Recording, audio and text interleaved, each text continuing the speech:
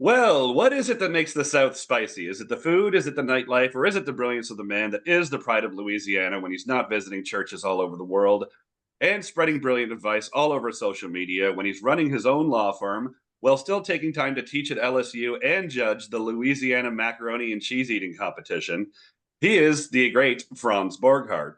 And joining us for the first time, the Michael Jordan of cheese, owner of the Cheese Boutique in Southern Ontario and author of the best selling cookbook, For the Love of Cheese. You know him from the Food Network. You know him from some of the best recipes ever melted or stirred up. He is the incredible Afram Pristine. Afram Franz, how you guys doing today? Awesome. Good. How How are are you doing, you? Derek? I'm good, good. Thank you guys so much. So I know we haven't got that. See, I was telling Afram when I first asked him to come on that we had Simon Majumdar on a couple months ago. But so we had a whole bunch of questions and everything lined up for him. And then we all just started talking about stories and stuff. And we never asked him about any recipes because we had just talked about the episode before that. In my opinion, the hardest food to cook at home is Indian food. There's just something about it when you get a recipe, whether it's yogurt or curry powder, this, that, and the other thing. Like you can't make. Myself, I've tried it 100 times to the point where I'd give up. And everyone said, ask him, ask him, ask him. And we never got around to asking him. So we just have to make sure while Afram's here, we ask him something The about cheese. the the Yeah, best no was the problem. fact that he ruined poor Josh and I were like talking about chicken tikka masala, which apparently is a very bastardized American Indian food and not really Indian. And like we didn't know that. And it was like he literally told us there was no Santa Claus. And we're just like, dude, like, Yeah, I totally get it. I totally get it. That's oh, so funny. So yeah, so I just wanted to quickly cover because I know Franz has been working on a stew for the last 2 days, and a bunch of people that were on socials and all that, except for some people who like complaining and stuff. But we'll get into some of that. So Franz, you just want to run down that stew for me really quickly, and that way, I'm sure in the I'm comments when we put it on YouTube, someone's going to call you an so I'm asshole gonna for using preface pig's feet. Alfred, I'm gonna preface this with I hate peas. I've always hated peas. I grew up with these nasty canned peas. God bless my mother. She was feeding for four of us. I just never have liked them. But my 9-year old loves peas. And so trying to be a good dad, I'm like, I don't want to eat peas out of a can. And if I'm cooking for him, I'm not doing shift cooking work, right? So I got this recipe for what we call Cajun peas, which are essentially peas in a roux. Okay. And for those watching and viewing, I feel pretty stupid telling Afrin about any kind of food whatsoever. But essentially, it's like a gumbo with less stock and peas. You Okay. put a little bit of ham in, you can do Yeah. chorizo. I did tasso. And by the way, surprise, surprise, you cook something in a roux and it's freaking delicious. Right. So, needless to say, that was Friday. Friday, I cooked that, came out great. I had all these because I didn't know what I was doing with the peas. I didn't know which kind of peas I needed. I had a giant bag of split peas left. And I thought, I'll make split pea soup. This is where the story gets interesting because I was like, I'm from South Louisiana. I like a little spice to it. I'm going to get a spicy sausage, maybe try a couple things. So I got done with the stuff I was doing on Sunday. I went to the Spanish speaking Mexican grocery store, which is right around the corner from my house. And I get my chorizo, I get some other stuff. And then it's a meat market, by the way, all in Spanish. And I realize instead of getting a ham hock, I've never cooked with pig's feet before. So I thought, huh, this will be fun. So I bought a whole bunch of pig's feet, which, by the way, Derek, you can buy a bunch of pig's feet for like nothing, $4 Yeah. for like Yeah. four of them. So I'm cataloging because I'm an attention whore. I'm cataloging everything I'm doing and putting it on X. And as soon as I started making the stock and started taking pictures of like the pig's feet, like cooking It's in olive oil everyone's. for a You're little an bit, asshole. You're an idiot. yeah, I What was kind of like, lawyer you're are you? so disgusting. I can't believe you're cooking with pig's feet. Now, never mind the fact, the irony is, and again, I'm from South Louisiana, Afram. The irony is what used to be poor man's food is now like generally a delicacy. Red beans and rice used to be like a poor man's food here, right? Yeah. People Yeah. freaking love red beans and rice now. So Yeah. I'm like, and by the way, it should be noted that the stock with the pig's feet was one of the best stocks I've ever like Like it was the whole thing was are you going to eat the pig's feet? No, the recipe called for me to cook with the pig's feet and at some point take the pig's feet out, which by the way, it's kind of like turkey necks. If you've ever eaten a turkey neck, which this guy is eating a turkey neck, you cook it with anything good, it tastes delicious. So long story made short, like everybody was going nuts, and I'm a legal commentator. So one guy comes out of the woodwork saying, "Hey, dude, I've seen you commentate on court TV. You suck at court TV commentator. Maybe you should stick with cooking." But and by the way, the split pea soup, Derek, looks disgusting. It is freaking delicious, Ephraim. It looks like cat vomit because it's split pea soup. Anyways, point is, I'm going to be using pig's feet as much as I can now. I wonder, Afram, do you ever come across that? Because like again, like I'm somewhat familiar with you and what you've done and all that. Especially when you're working with the public and all that, like, do you get people that come into the shop or people that come on your socials and stuff and be like, "Let me tell you something about cheese," and you're like, Yeah. No, not in a long time has that happened. Every once in a while you get, someone in here in the store, I'm looking for this cheese and, it's from an obscure part of France. And they say, and if you say something, they say, "Oh, well, I'm French." That's like saying, every Canadian's Connor McDavid on the ice. You know yeah. what I mean?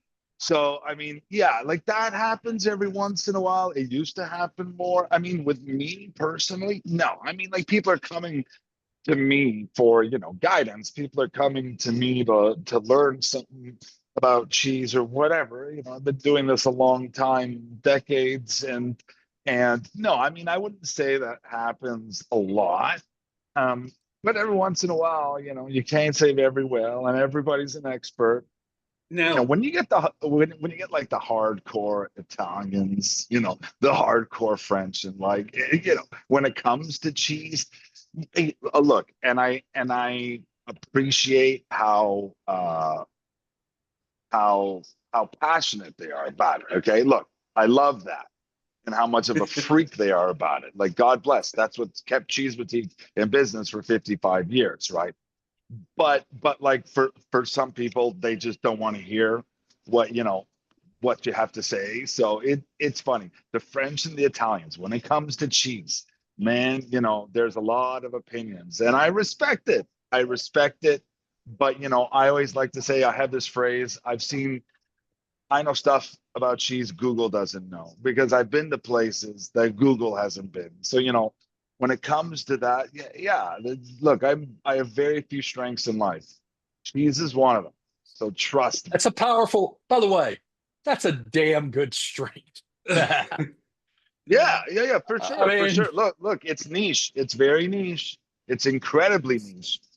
But, if I can be one of the best at that niche, and respected for it, which I've earned, or I'd like to think that I've earned that respect from my clients, and people do. They respect us like, I'm blessed. Um, I'm happy with that. I always said there's thousands of great chefs in this country.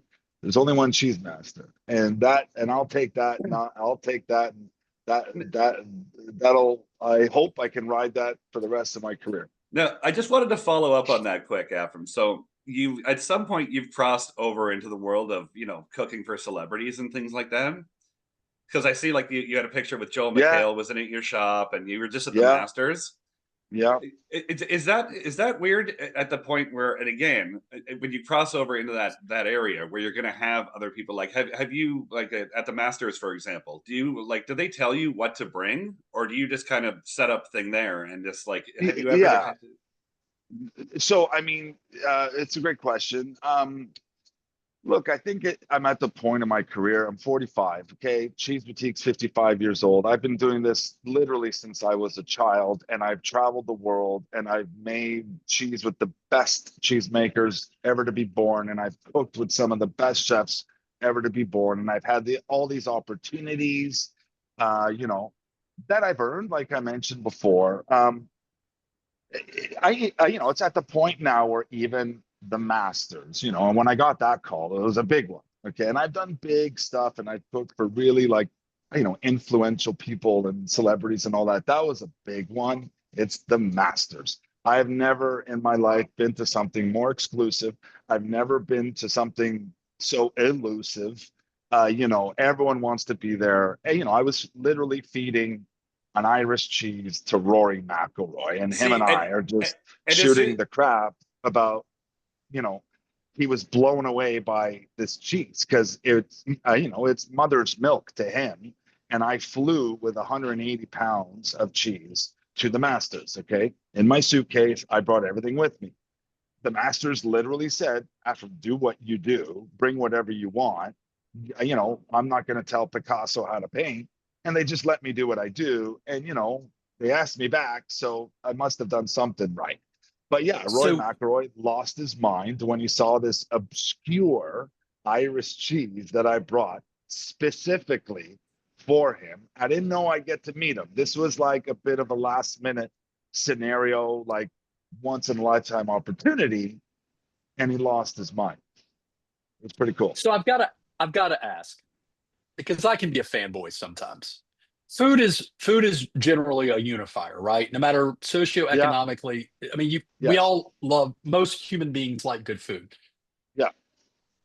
When you're prepping, cooking, whatever we want to call it, good food for like someone like, name the celebrity. Like, Right. is there a part of you, and look, dude, I get it. You're well established. You've got your own place in the food kingdom and the celebrity world. But like, I would fanboy McElroy a little bit. And I'm not even So a huge golf fan. Like, yeah, what yeah. is that like? So look, like for him, for example, Franz, he like with what I was doing. So it was a private cheese tasting, okay, for 8 of the players. Okay. Lowry, Connors, McElroy, um, the Swedish guy now, Oberg, a few others. Okay. It was see, me it's and funny. them. It's funny because like there's just a part of me. I'll just want to throw this in quick, where it's like, especially in the world of golf, you hear a lot of these guys are assholes. Like I know Sergio Garcia was like, there was an event I went to years ago in Pittsburgh when Cam Newton was there. I was getting a helmet signed for my wife, and she was a favorite. Cam was like, "Don't meet your heroes," because like Cam and Sergio were there. They were both fucking nightmares. But Oh, sorry, go really? on. Interesting. No, okay. So Franz, to answer your question, in that moment, it was just me and 8 dudes with, cheese, and I got to select wine from the Master's wine cellar, which was like amazing. They're in my world, Franz. Like they're now, you know, guests in my kingdom, like you said. I'm going to use your term. So they're guests in my cheese kingdom. So for me, it was like, and I say this with the utmost gratitude and humbleness. Like they were in awe of what I was doing when I'm sitting there I'm serving Rory McIlroy right now, after day one. And so it's like, I don't even think about it. I mean, like I just do what I do, and I walk in there with confidence. I walk in there with confidence in myself, confidence in my product, and um, they're just there to have a good time. So let's just have a good time. That's really how I think about it. And like I've had the opportunity to cook for Dustin Hoffman and Bruce Springsteen and like Jennifer Aniston and like some really big people.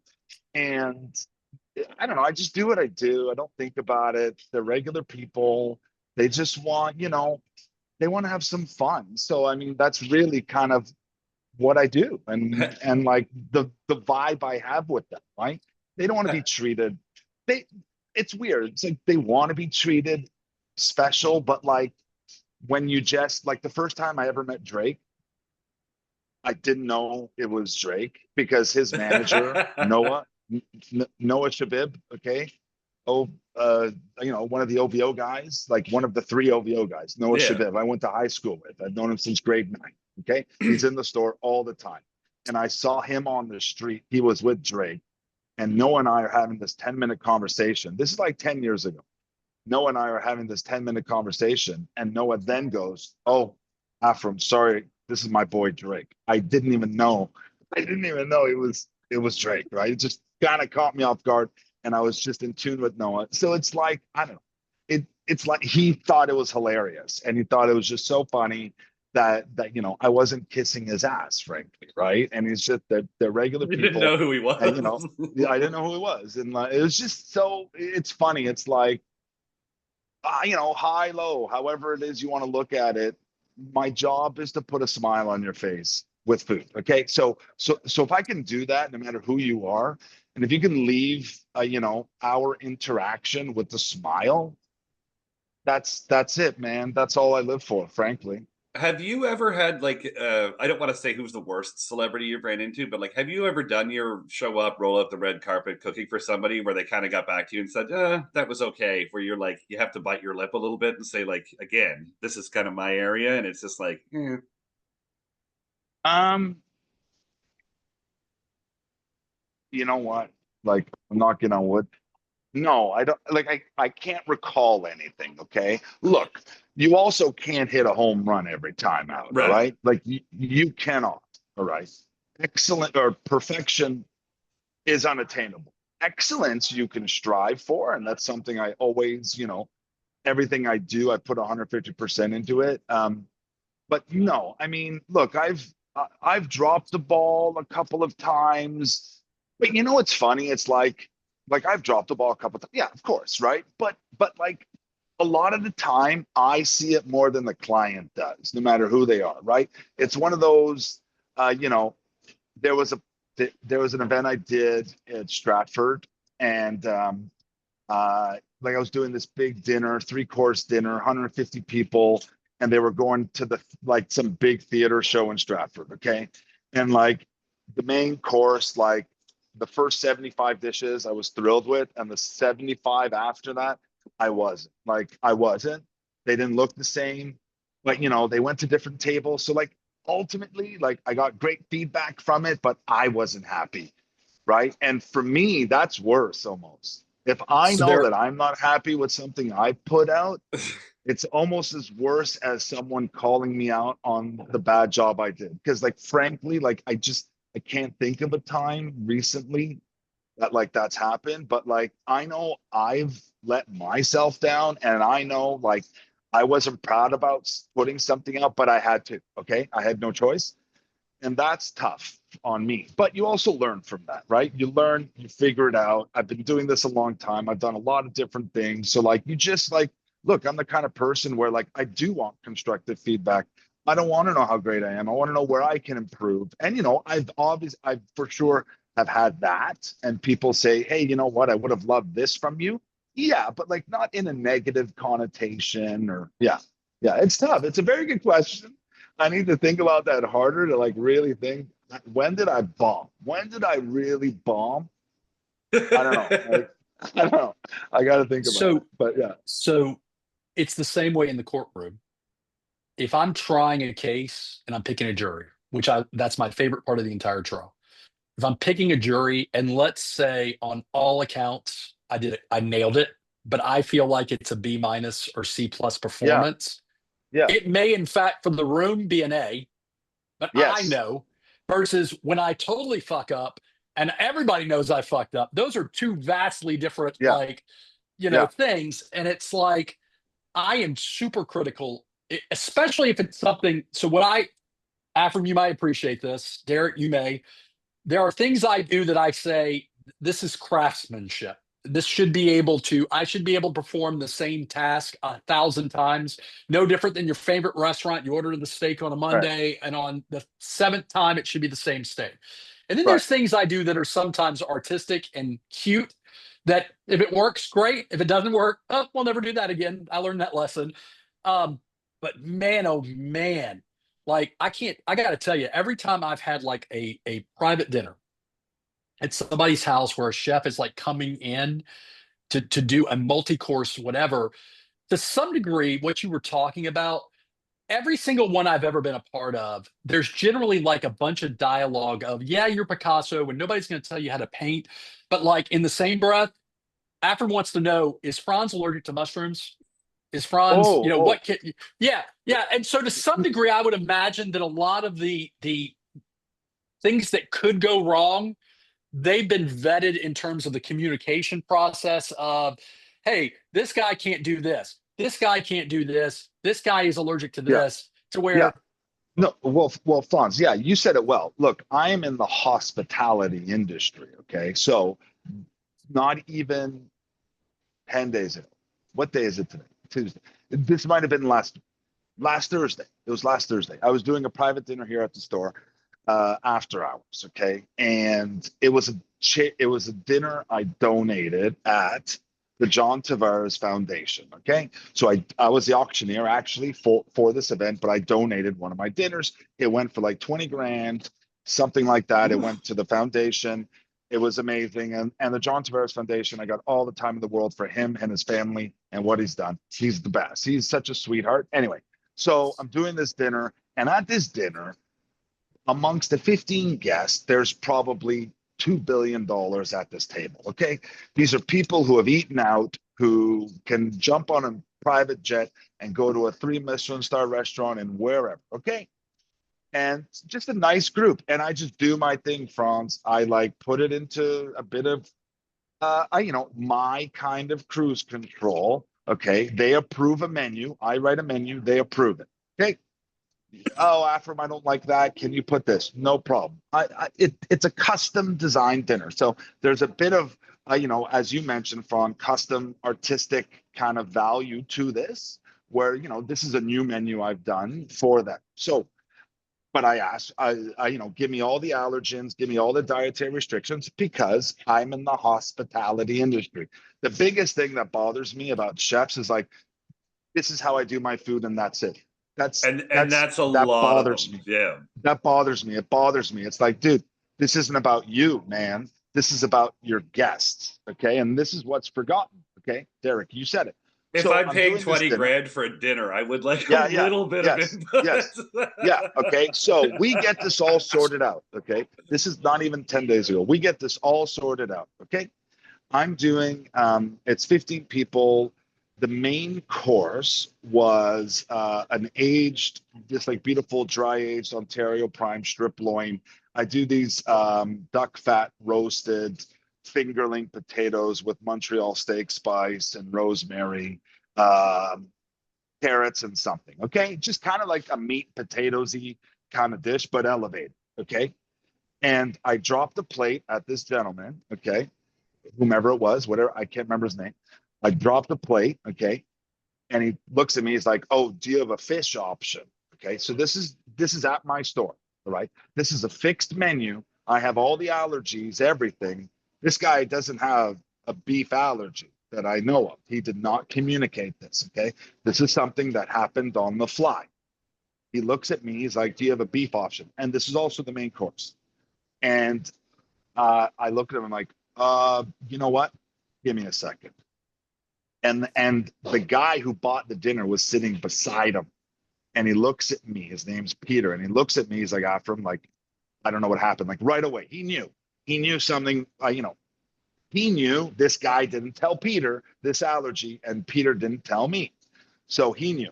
And I finally, like, I go to the back. I go to my chef. I'm like, all right, chef, this guy's not eating beef. What can we do?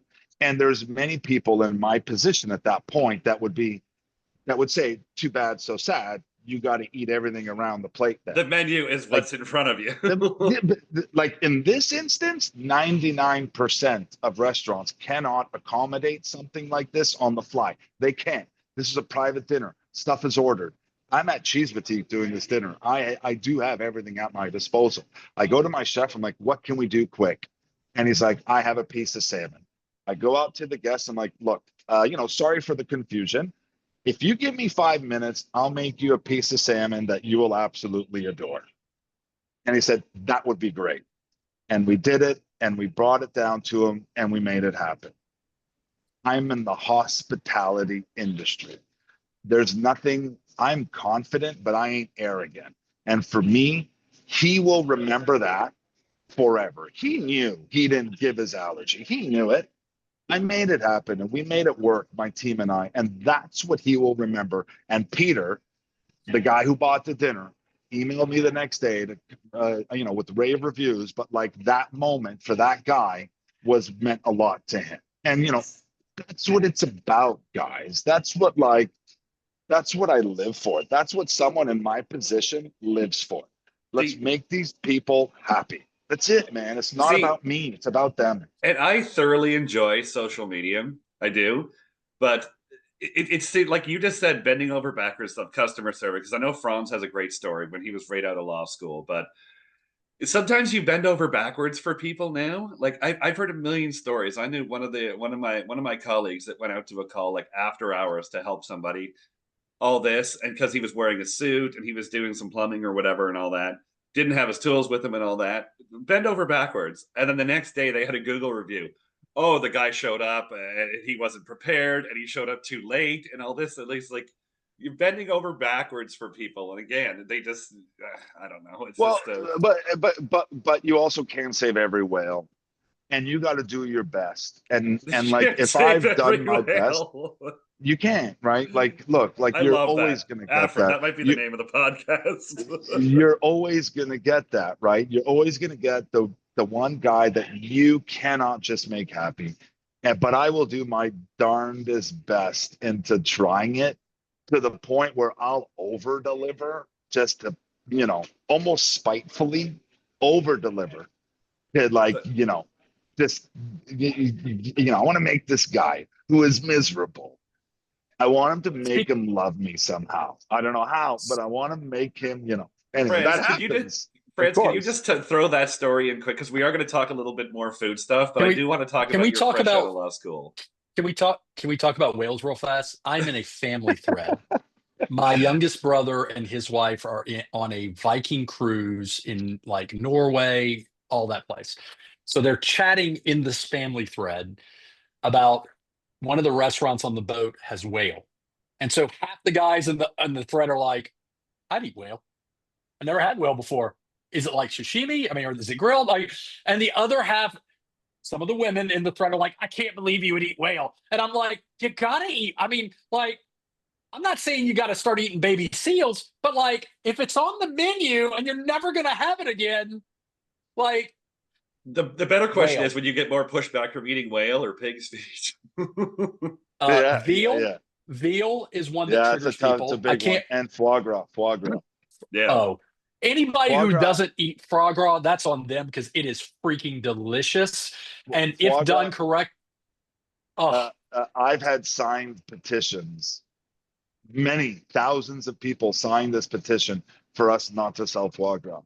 And it was just like people. It's funny though, people just don't know. It's like, yeah, I don't know.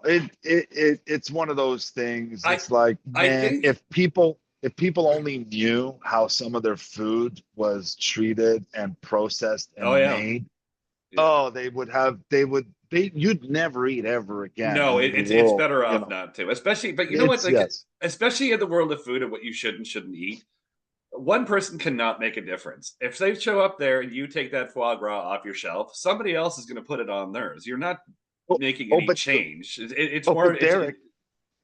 but Derek, the people who are signing, the people who don't want foie gras at my store aren't even shopping here. One, okay. I was gonna Two, say, two, two.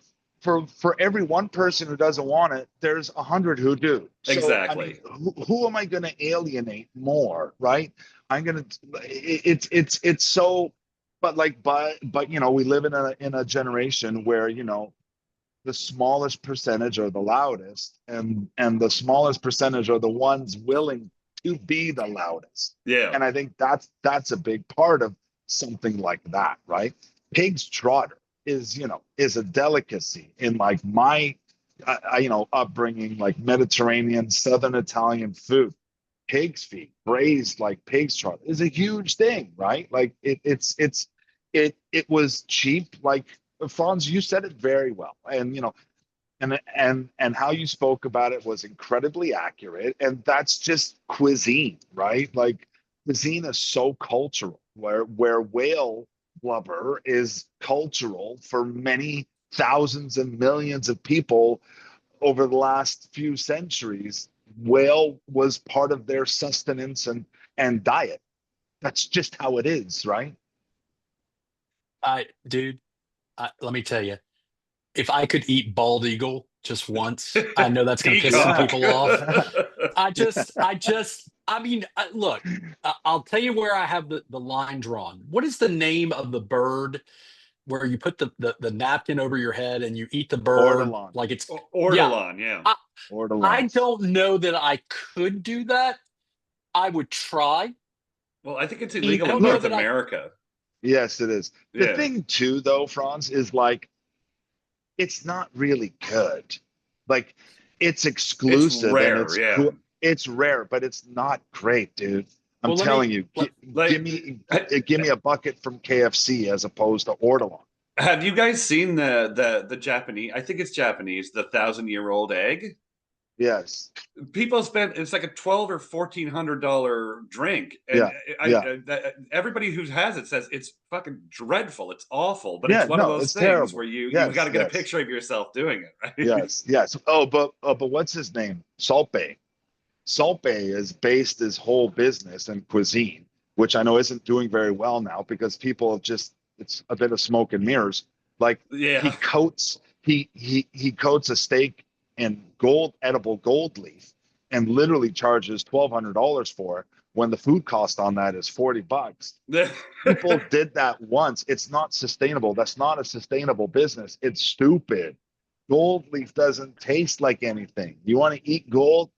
Go ahead, but you'll never do it twice. You will never, ever do it twice. And this is why, like, it's crazy. Food so, trends and, all this stuff.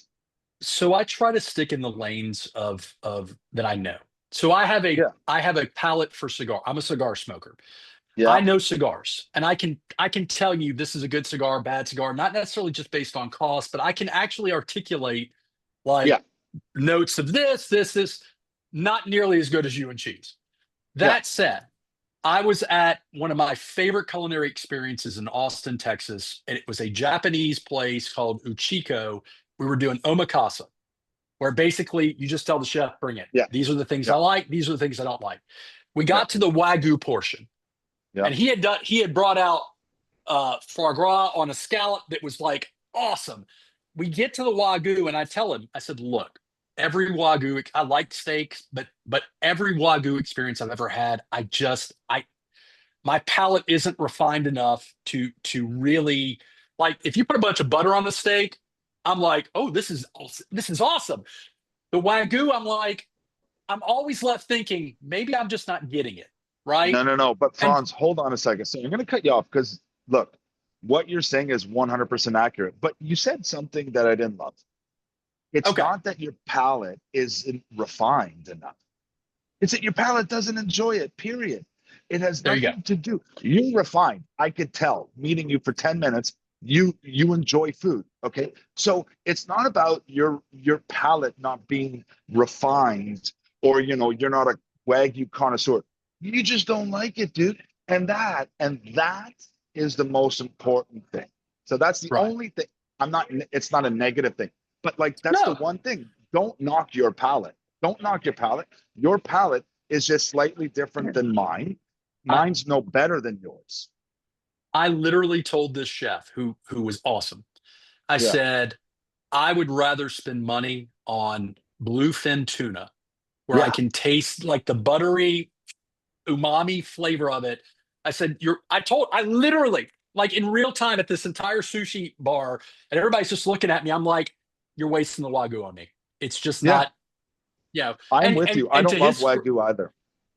So you know but what? I love, go ahead. It was funny. Remember we had Sheriff Myers on, and they actually owned a Wagyu farm, and the fucking money in Wagyu was Oh insane. They yeah, were it's they were huge. even It's huge. saying the semen that they sell, tens of thousands of dollars. He's Oh, like, you can oh, of make money course. without ever cutting the Yes. steak. Yes. Yes. Yes. I just wanted to Breeding, go back man. to Breeding. I just wanted to go back to what you guys both just said, something interesting.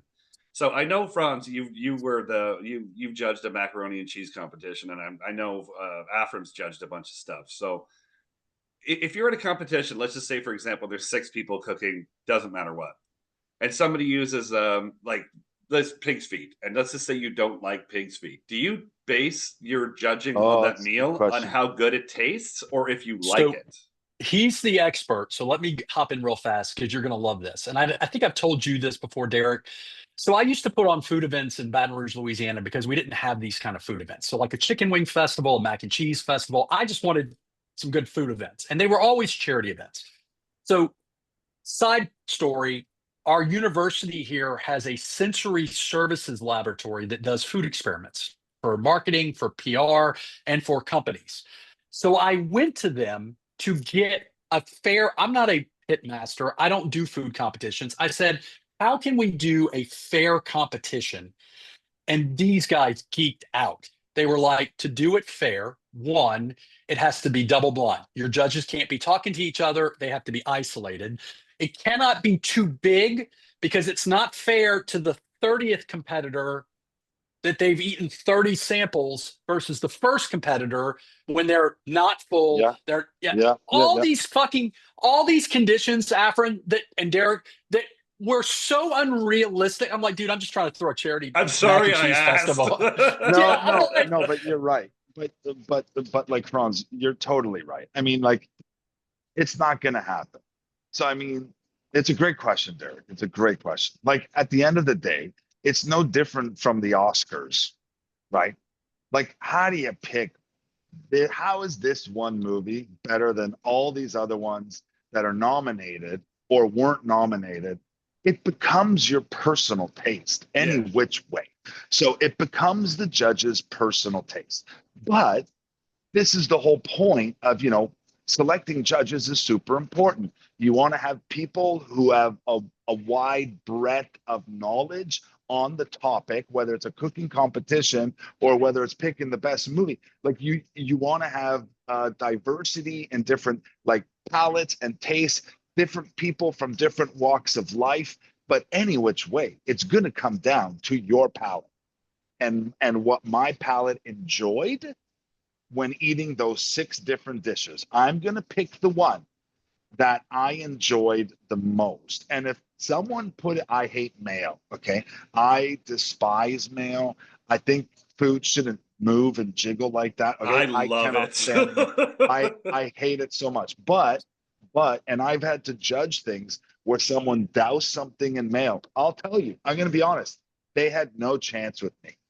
They had zero chance with me. And I'm sorry, that's just kind of luck of the draw. And you just got a judge that didn't like one thing you put in your dish and it penalized them.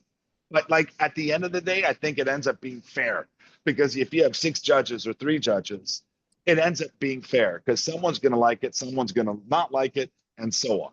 I hope I answered your question. It was a very so good I, one, Derek, but it's tough, right?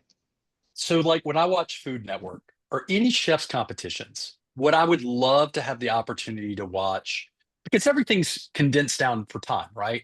So what I would love to watch are like the edit reels of of the chef judges and the judges talking about the food because we're getting, yeah, I didn't like it.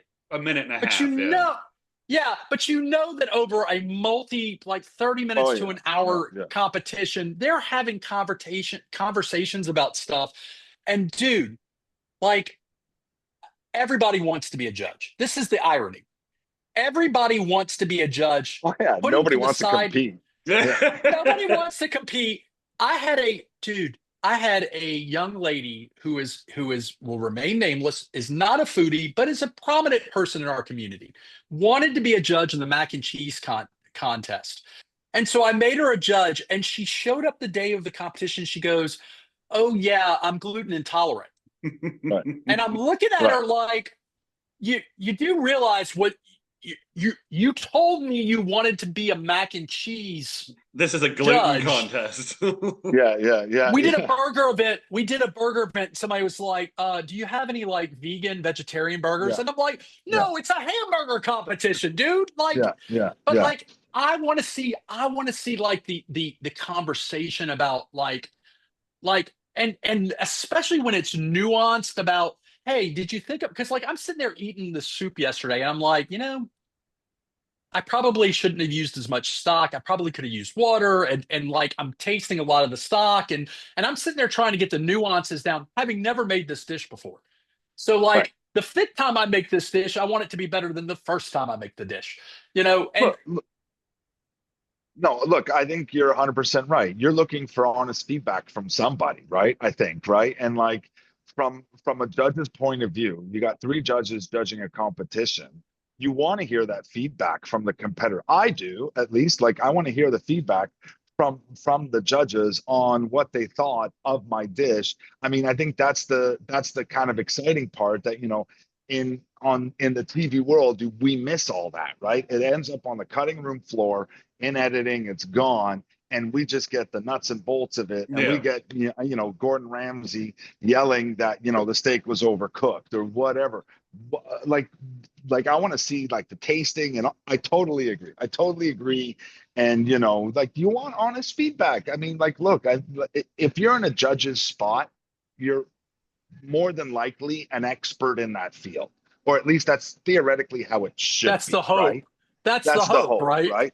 You That's hope good. not to have a gluten intolerant person who, but like it's clearly there's been a lot of times where there's the wrong judge for the wrong competition and so on, right? But it's such a funny thing. Yeah, yeah, So yeah. we Food did is so a personal, right? It's so personal. we we did a chicken wing competition. And we had to, right before COVID, right before our shutdown in the US, and I had to, like, everybody was all about it. So I had like 20 vendors who wanted to, and like I had to get everybody the same wings, which were all donated by like Cisco or somebody. And so everybody had the same wings, and the rules were you got to use the same wings. What you do with the wings is totally up to you.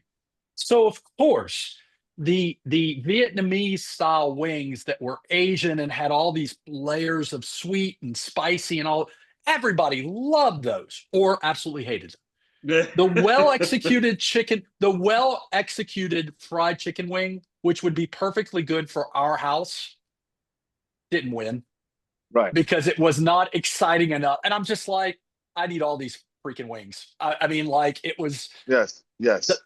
the best part was, guys. So all these wings are donated. So it's all charity events, like going to fight breast cancer. And everybody's like, "Well, is it all you can like for the people buying the tickets to go to the event? Is it all you could eat wings?" And I'm like, each vendor is going to give you two wings. That's Right. two times 20 is 40. And I'm like, can you sit down and eat 40 wings? Oh, I can't eat Yeah. that many wings. And I'm like, Yeah. Yeah. Yeah. Yeah. Yeah. oh, dude, Yeah. it was so much fun. It was so Yeah. much Yeah. fun to That's cool. create, watching people be creative. Like, dude, Alfred, what I want to do is what I would pay money for is the chef. Yes, I would like to go to this $20,000 chef's dinner. But what I would really pay money for is the day you're doing lab work in your kitchen. Like, Yeah. I want to pay to That's the just fun feed the part, guy that's man. sitting there like, hey, Oh can yeah. I try that? Yeah. Yeah. Like Yeah. Yeah. your palate. Or Yeah. One of the like, things I'm most curious to try that Afram has at his shop, they have 100-year-old balsamic vinegar.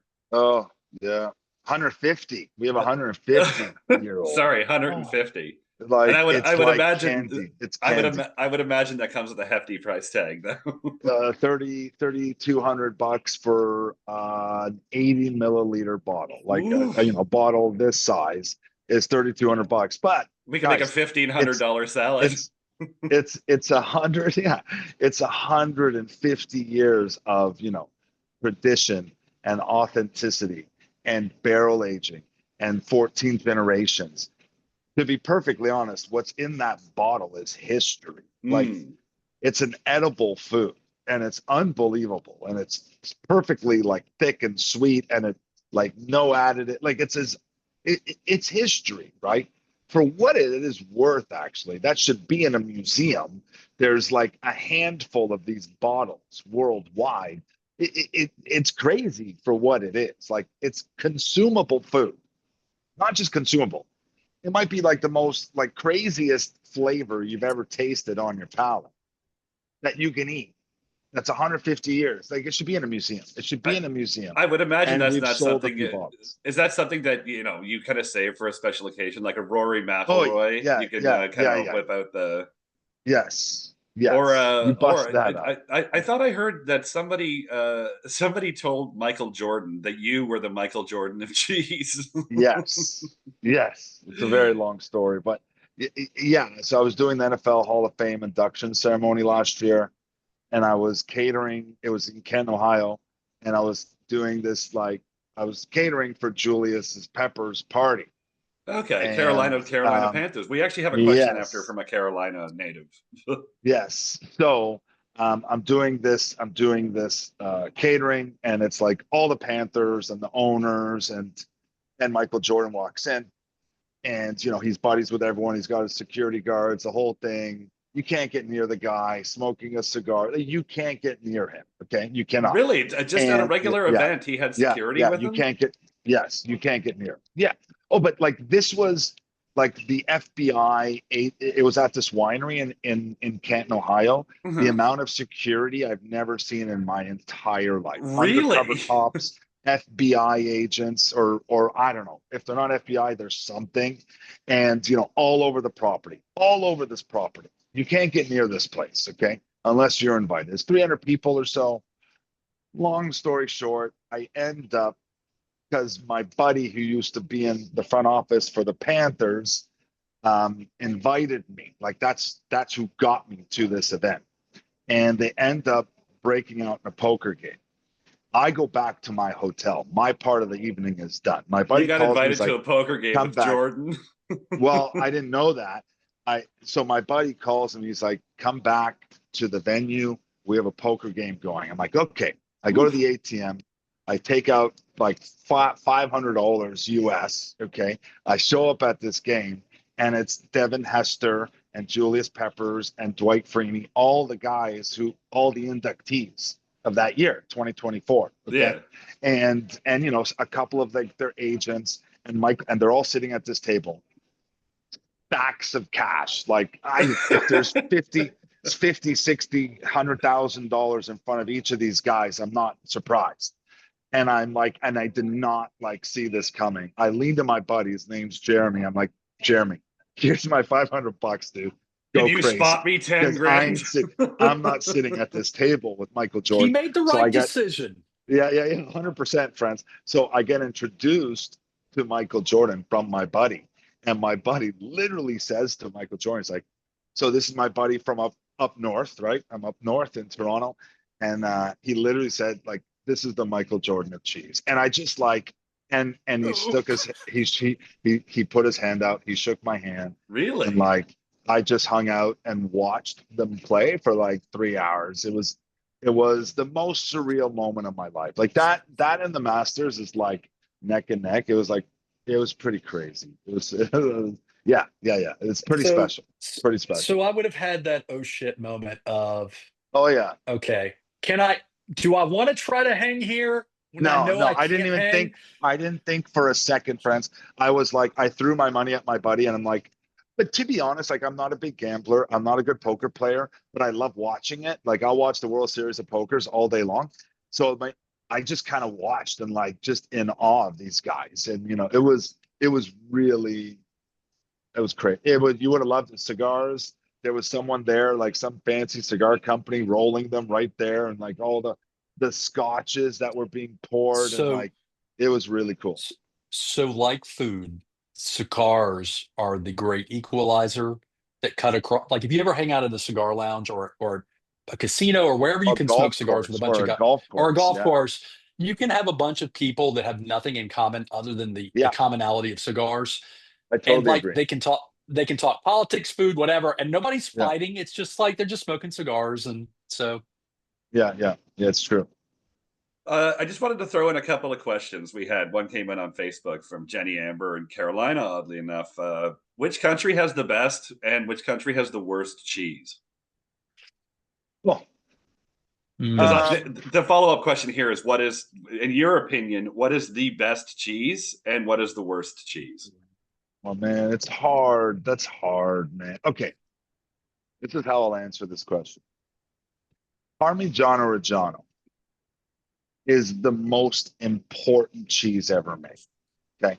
Like it is, if Parmigiano Reggiano is hip top, it's Dr. Dre. Okay. Yes. Dr. Dre has influenced so much music over the last 35 years, like so many sounds he's created.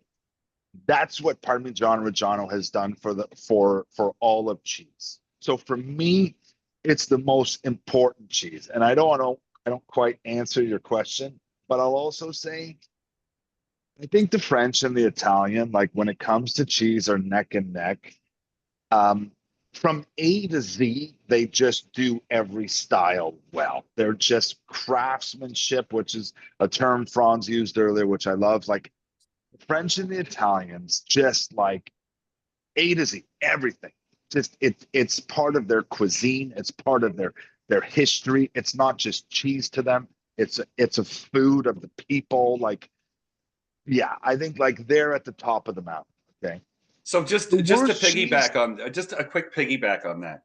If you like macaroni and cheese is arguably Yeah. like one of the most popular dishes ever. If Af from Yeah. Pristine is making macaroni and cheese, how is he doing? Yeah. Well, I'm thinking I'm going to go into my laboratory, okay, and I'm going to think about what flavors blend together, what meltability properties certain cheeses have, and what flavor profile I'm looking for, right? Because you can't like, can you just like mix together a bunch of cheeses into a bechamel, make a mac and cheese? Yeah, and you know what? It's going to be pretty damn good. But if you get cerebral about it, and you start pairing ingredients together, which is what cooking is all about. Cooking is all about understanding what ingredients taste like. That's what cooking is. So if I can understand, if I'm doing 3 cheese mac and cheese, like I'm thinking of 1 cheese for the stretch. I'm thinking about 1 cheese for the melt and 1 cheese for the body. So that's what you should be thinking about is 3 different cheeses that are each going to add something special to the mac and cheese. Okay. With that said, I'm going to use mozzarella for the stretch. I'm going to use like a sharp aged cheddar for the body, and I'm going to use Swiss Gruyere for the meltability factor. Like equal parts, those 3 cheeses That's the are going to give trifecta. you. That's like going to give you like it's going to give you exactly what you're looking for. One of the other ones came in from Alexis in Baltimore said, "What is the best cheese for pizza? Because mozzarella, I feel, is generally flavorless." Yeah, I mean, look, not all mozzarella's are made the same. I'll say that. It's just like a Mercedes. There's an E-Class and an S-Class Mercedes. The same does go for mozzarella, I would say. I mean, I understand what they're saying. People from Baltimore, like, yeah, mozzarella, it's done. It's common. There's garbage mozzarella where, where the second ingredient in cheese shouldn't be milk. Okay. That's the worst cheese ever. Really? So the answer, yeah, yeah. The first ingredient in cheese should be milk. Okay. It's 99.9999% milk and a bit of salt. Yeah. Okay. When the second ingredient is milk and the first one is Plastic. well, or sawdust, or Yeah. or garbage, or trash, or something you can't pronounce, super flavin, or whatever. Like that to me is the worst cheese ever, where it's not real, it's not authentic, it's made with, powder that you put water into, and that gives you milk. Right. Okay, right? It's not like real cheese, all right? But what can you put on a pizza? I'm sorry, I get carried away. I would try a different style of mozzarella. I would try like a fresh, like not like a brick pizza mozzarella. I try like a fresh Italian bufala mozzarella, like a fresh, like milky, delicate, like when you think of a margarita pizza mozzarella, like that style. I think that's really cool. But again, mozzarella works well because it melts well. So just go out and like screw around with cheeses that melt well. Like a very youthful Gouda is kind of unorthodox to put as a base for a pizza, but it'd be disco. It'd be amazing. And like a mild, youthful, like Dutch Gouda will melt beautifully and give you, because the cheese is the base of the pizza, right? So you just want something with high meltability. I Well, think part of the problem, hold on, and I feel foolish talking to a cheese expert, the Michael Jordan of cheeses, let me tell but I you think some something, of the Afram. no. This is as someone who tries very hard to prepare good culinary food for a 9-year-old. Part of the problem is, I think most people, when they think of cheese, they think of the cheese that they buy at a grocery store that's in a Yeah, yeah, bag that's totally. shredded, that has You're flour, totally right. like flour in it. And like, yeah, I get it. I get it. If you're not if you're not like affluent and you can't afford to go to Whole Foods and drop Yeah. like, look, Franz Borkhardt spends a lot of money in the $3 cheese bin at Whole Foods. It happens. I'm just like, oh, I want to try this. I want to try Yeah, this. yeah, yeah. But Yeah. like, but I, oh man, there's so many good cheeses though. Look, Oh, it's different strokes for different folks. And yeah. like going to like a proper small family run cheese store, no matter where you are in the US or in Canada or wherever, like, you're going to be exposed to things you've never seen before. And the cheese world is enormous. I've probably tried like in and around 2,500 cheeses in my lifetime. And I discover new ones every time I go away. Every time I go to Europe, I discover new ones. And like the small artisanal stuff, like cheese is such a massive world. Like there's so many different styles from so many different places. That's the best part is the variety, right? Vegan cheese, lactose free, whatever, man. Cheese is consumed by every culture, by every region around the world. And like it's such like a common food. But then when you get into like the small, like really like intricate, delicate, like nook and cranny of Burgundy and France cheese, dude, the stuff, if you like it, if you enjoy cheese, some of the stuff will blow your mind, man. Like just how much like art, it's artful. And these people aren't doing it to become millionaires. Man, they do it because they love it. They do it because like their parents did it. And like those are the things that like, yes, you don't find in a grocery store, Franz. You said it, what you said was so accurate. What you don't know, right? And like that's the best part about exploring a cheese shop. Go explore, man.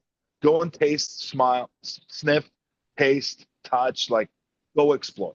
Because you never know what you don't know. And like if you don't like it, if someone has never had pig feet before and refuses to taste it, well, how do you know? How do you know that you may not love it? The hour flies, man. For more Franz Borghardt, the Michael Jordan of lawyers, check him out on socials at Borghardt Law on Twitter, at Franz Borghardt on Instagram. And for everything legal in Louisiana, visit www.borghardtlawfirm.com. And for cheese, go find Afram Pristine on Facebook at Afram Pristine. Check out the Facebook group and on Instagram at the Cheese Boutique and Afram Pristine. And if you're in Southern Ontario, go visit the Cheese Boutique and buy the book For the Love of Cheese wherever you get your books. Franz, Afram, that was absolutely stunning. You guys are awesome. Thank you guys. That was fun. That was fun. Franz, I could do I this all gotta day come to with you. Canada, dude. I gotta come to Yeah, man. Canada. Yeah. You Where guys is built where? some good wide receivers down there, eh? In So LSU. where? Yeah. Where are you in Canada? Where am I flying In to? in Toronto. Okay. Yeah, yeah, Okay. yeah, yeah, yeah. Yeah, you want to I'm come going here. to. I'm We're going good to